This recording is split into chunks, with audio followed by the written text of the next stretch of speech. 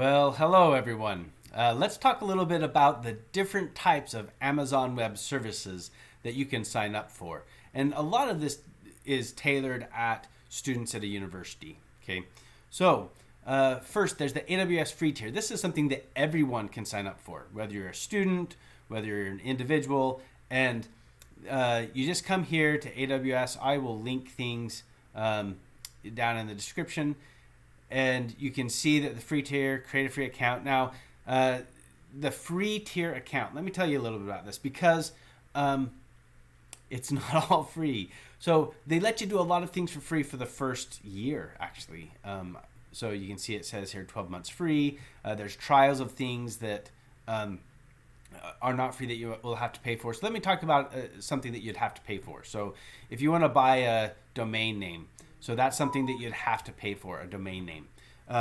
But there's a lot of things you can do for free, including using storage, setting up a website, just not with your own domain name, and letting people access that. So how AWS is different than just a normal web hosting company.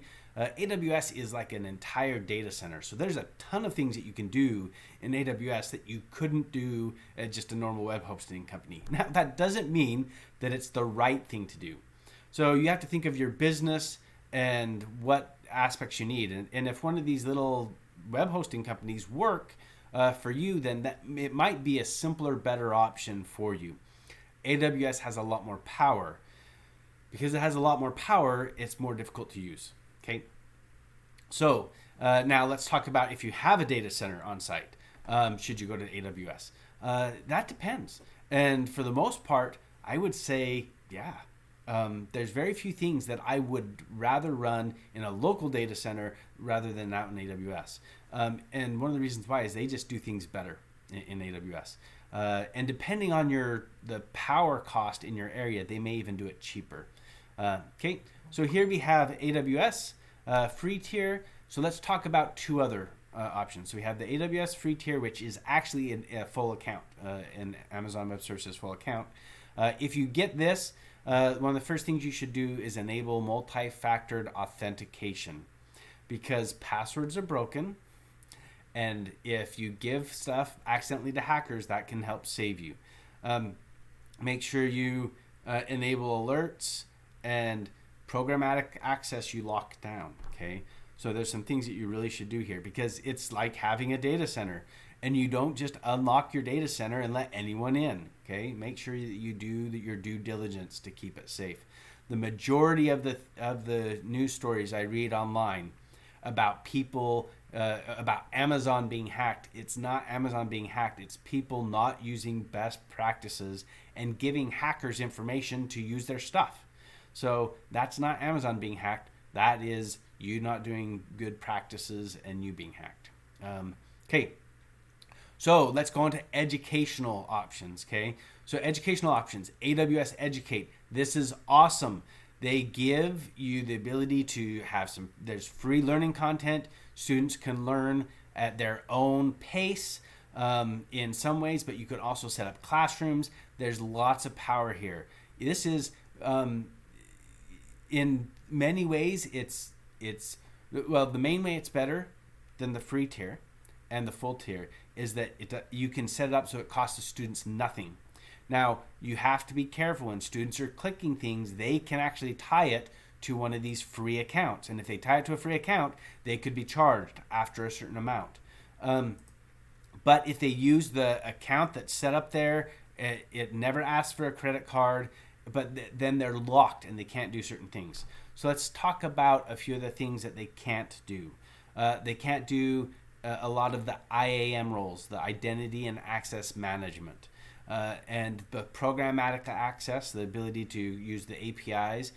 Your keys expire after a certain period of time. It's fluctuated from an hour to like 4 hours. So you can see when you go to get in, which I'll try and record a video later with that. When you go to get in, it'll show you where the API information is. Now, I use APIs for a lot of things. So why don't I just show you one, okay? So if I come here, I'll just show you, this is my home directory. .aws is where you store your credentials, and I put some stuff in script. So I have a script that allows me to make servers for me, for my students, just with the simple command. So let's make server, and I have a key db4j strain. So I do tell it which key, so it knows how to set up the environment, who's going to be accessing it, and I can run this, and it's going to create a server for me. Okay. It does give me the private IP address right off the bat, but that is not the public IP address. So I have another script, report all, and I'm just going to grep db4j strain, and this will go out and get the public IP address for me. So I just barely made this one, so I had changed my make server to append this because I've been giving finals for my winter semester 2021 when I'm recording this video. So let me just grab this IP address, and I should be able to, let's see, set -ovi. I want to make sure I grab the right key. Most of these servers are gone, so it doesn't matter. And I should actually be able to log in as EC2 user, but I've also, my script automatically created a user on it. But I'm going to log in as EC2 user. By the way, this is a new server, so it's going to say, are you sure you want to log in? Yes. And I can even say uptime, and you can see that this has just been up for less than a minute because we just created it. Okay. So exit. So I can even terminate instance, and I can grab this instance and terminate it because I don't want to keep it around. Okay, so that's what an API can do. There's lots of powerful things you can do with an API. So using AWS Educate, using AWS Academy APIs, you can get them to work. They're locked down more and they expire. Where if you have your own account, you can expire them depending on whatever your policy is. They can be expired over a month, over a year, over never. So, and there are challenges there because if your API gets grabbed, then a hacker could do exactly what I just did. And that's what I've seen a lot of hackers do. They get the API key, maybe because someone accidentally posts it in their GitHub, and then they spin up a ton of servers and mine Bitcoin. It's not a good way to mine Bitcoin. It uses a lot of money, and the hackers are just trying to use your money to get Bitcoin. Okay, so you can see here there's join AWS Educate, there's sign into AWS Educate. One of the problems I have with AWS Educate is it's not intuitive for the students to use. If you look here, the sign into AWS Educate is not an emphasis on the page. And that happens throughout the use of this. But it is free, so you just have to teach your students how to use it. AWS Academy. This is another really awesome resource. So AWS Academy has labs. So AWS Educate, it's their own account. You can actually set up a website. This website can be around as long as they are active as a student. Okay. You set it up on S3, it costs almost nothing, and they have their own website. It's awesome. Now, what they can't do is have their own domain. To do their domain, I don't think it works. I might be wrong. I might be able to actually do some certificates there. I haven't really went down that path for AWS Educate. AWS Academy is different. Okay, AWS Academy gives you access to professional content. If your university or school is an AWS partner, they may be able to provide AWS professional content, stuff that people pay thousands of dollars to do to you as part of a class. So there are rules and restrictions. So most of the professional ones that you go to, they do it in a week or a couple days. But that's not how the educational environment works. So you're able to use this content. It's great content. It prepares them for the real world. So I have a course I've set up, getting it ready for my classes. I'm not going to show you the people, but we can go actually to the student view. So, and you can see that, yeah, this is in Canvas, which a lot of schools are already using.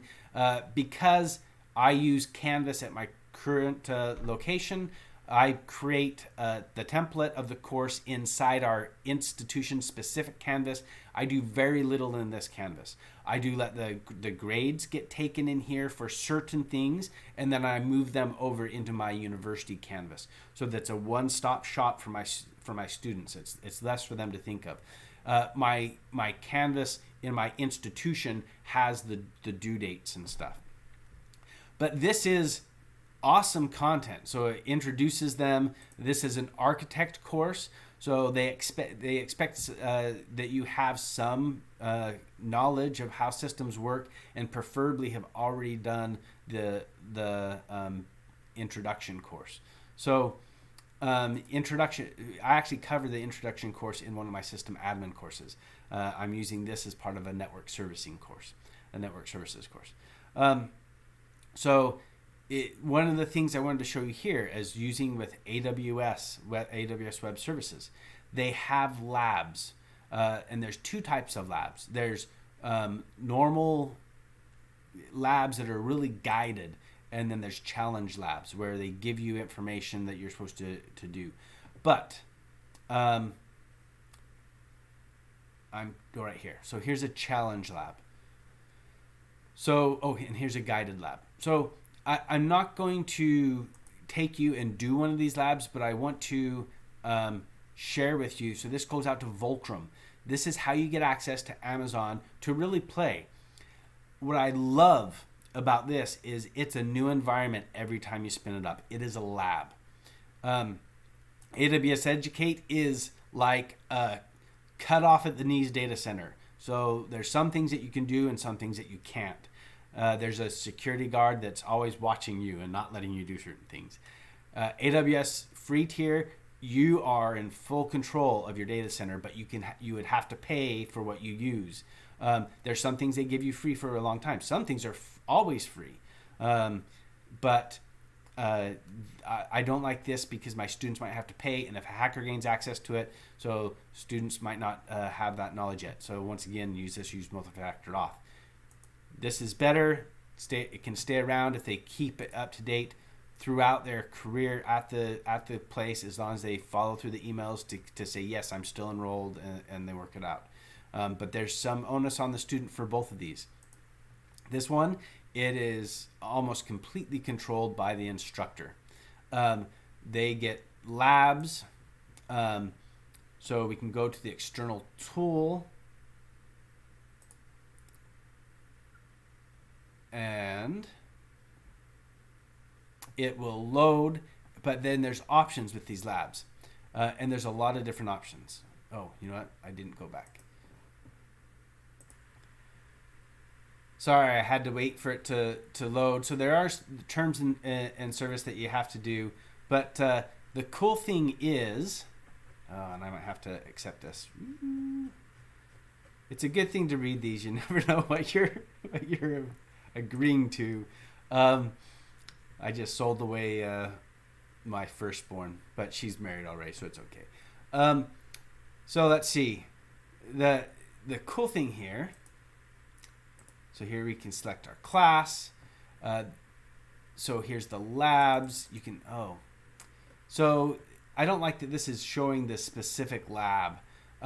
There's another lab that's custom where you can just play. So most of these labs have a life. So with these labs, they spin up. They're around for an hour or two. Some of them they just are for to be safe.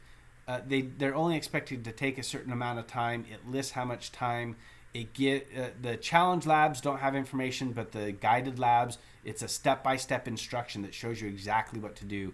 And then at the end, there's usually something that you can show that you've done the source. So with the labs, there is the ability to do your own custom lab. So I'll do a video on that later, but basically it's 4 hours for you to play and do whatever you want. And this is what is used in the course to do like the main big project at the end.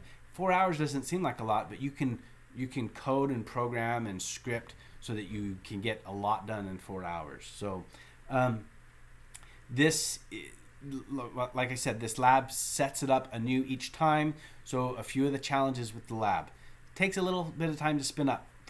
So if you're going to run a class, you can actually warm it before the class. But usually I just tell the students, get started, and then we go through the introduction and do a quiz at the beginning of the class, and then it's plenty warm by time. So they usually only take a few minutes to warm up.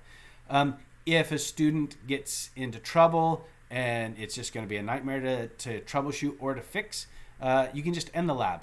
So ending the lab takes time as well, and then you have to spin it up again. You can't just end it and then start it immediately. At least that's my experience. So, but they can try this as many times as they want. They can go back and redo labs. So it's great. I have had issues in the past with some of the labs.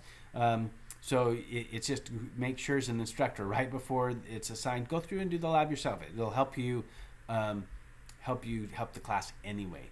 So this is the AWS Academy, and like I said, you have the 4-hour block. So I will try and make more videos like this. Let me know if you like them and what type of videos you'd like to know. Thank you.